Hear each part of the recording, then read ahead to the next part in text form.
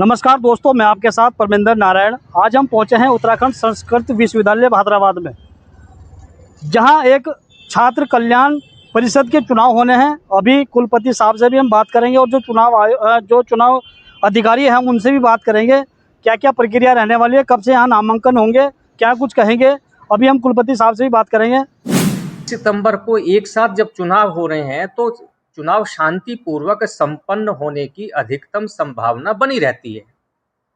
हम भी 27 तारीख को ही चुनाव चाह रहे थे, परंतु हमारे कैलेंडर में 27 तारीख को अवकाश है नवरात्रों के कारण। लगातार अवकाश है 21 से, इसलिए हमने अपनी चुनाव प्रक्रिया को 12 सितंबर से 20 सितंबर तक इसको कर लिया है। तो 12 तारीख को हमारी अधिसूचना जारी हो गई है। हमारे जो चुनाव अधिकारी हैं डॉक्टर अरविंद नारायण मिश्र जी आपको डिटेल में बताएंगे। तो उसमें हमने 20 तारीख को चुनाव हमारा होगा, 20 को ही उनका परिणाम आएगा और 20 को ही हम शपथ उनको दिलवा देंगे। ये चुनाव की प्रक्रिया 12 सितंबर से आरंभ हो गई है।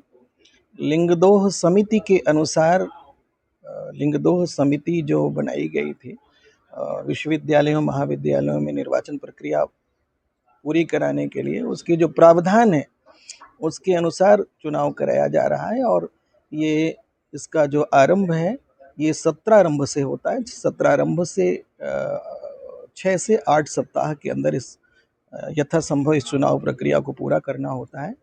और जब अधिसूचना जारी हो जाती है उसके बाद इसको अधिकतम 10 दिनों में इसको पूरा करना होता है। तो हमारी प्रक्रिया आरंभ हो गई है 12 तारीख से। 12 तारीख 18 को हमने नामांकन रखा है।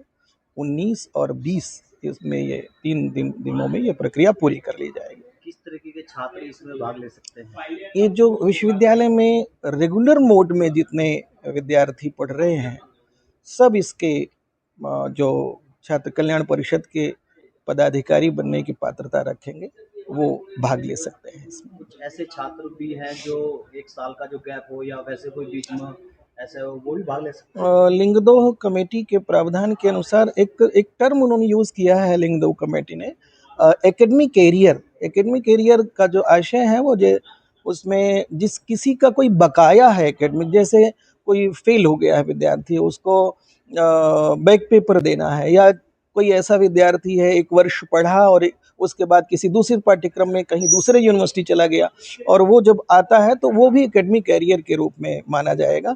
तो ऐसा विद्यार्थी पार्टिसिपेट नहीं कर पाएगा। और एक बात और है, जो पाठ्यक्रम विश्वविद्यालय के ऐसे पाठ्यक्रम हैं जो डिप्लोमा हैं, सर्टिफिकेट कोर्सेज हैं, 1 वर्ष की अवधि से कम के हैं, वो इसमें ऐसे विद्यार्थी जो इन पाठ्यक्रमों में एनरोल्ड हैं, नामांकित हैं, वो भी इसमें पार्टिसिपेट नहीं कर पाएंगे।